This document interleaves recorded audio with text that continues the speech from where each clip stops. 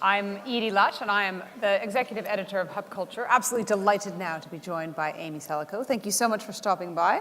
Great to be here. Thank you, Edie. Principal at Albright Stonebridge, and in charge of the practices China and East Asia practice. Now, you advise a lot of companies that are going into China. So tell me, for example, when you work with Coca-Cola, what are the kind of issues that they face when they enter or are working in China? Well, again, it's great to be here with you, Edie. Albright Stonebridge Group is a global strategic advisory firm.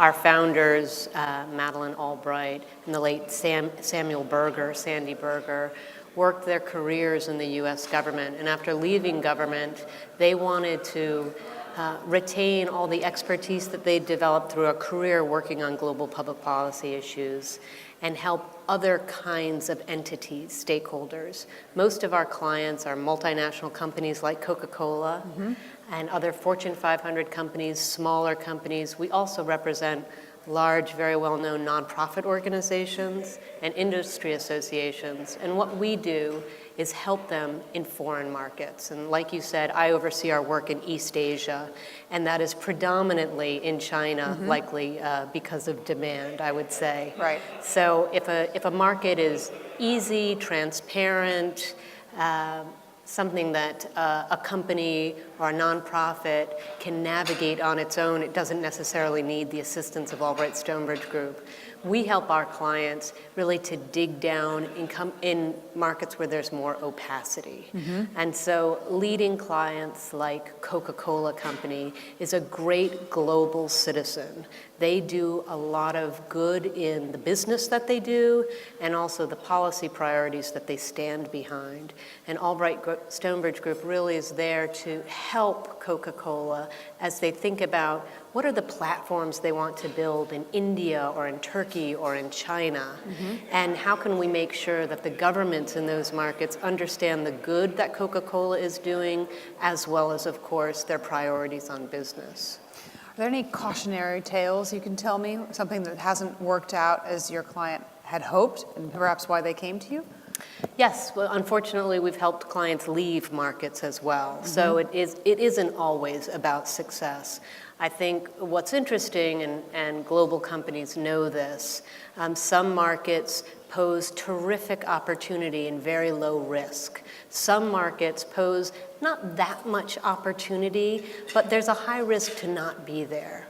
And then there are many markets where there's both high risk and high reward to be in that market. And so just because you want to be in that market doesn't mean it's going to work out for you. We have faced issues in the China market where Chinese companies want to dominate the sector, and so foreign investors just simply can't be seen as a leading player in the market.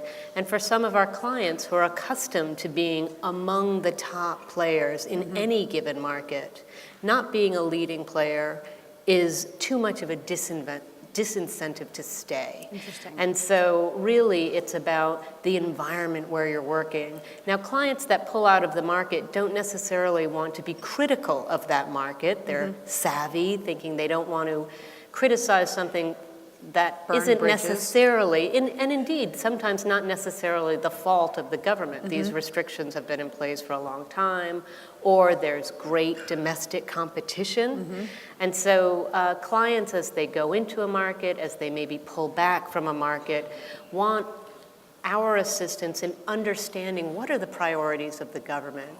Do our goals in some ways mesh and overlap with those government priorities so that we can be seen as a good participant in the market? Where you have that goal alignment is where you can have real success in a market. Not guaranteed, but you have the opportunity to be successful. Where there isn't that goal alignment, maybe one of our clients, if it's a nonprofit client or a for-profit client, has to say, I can't be in that market right now. Tell me about your work with the U.S. Chamber of Commerce as well, and how goals aligning might have worked there.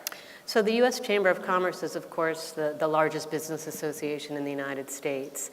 And its members have, of course, a great and abiding interest in what's happening in China.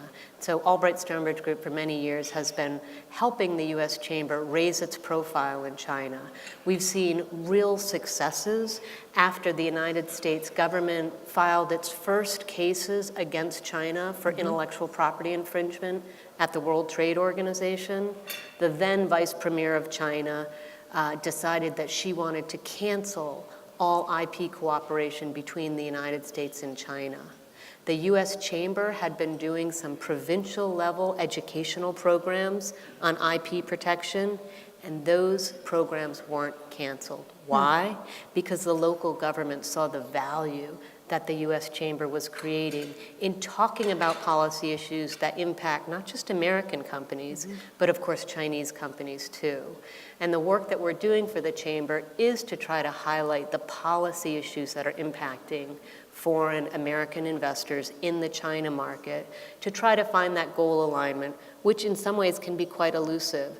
It's the responsibility of an industry association to really talk about the tough issues you don't want individual companies to have to raise with foreign governments. And so the Chamber has to be quite tough in its interactions with China. I think Albright Stonebridge Group tries to make sure that as the Chamber is delivering messages, one, they're delivering them to the right audiences in China, but two, that they're delivering them in a way that's seen as valuable to the Chinese government, even if a little hard to hear. Amy, thank you so much for stopping by the Hub Culture Pavilion here in Los Angeles, and I'm Edie Lush.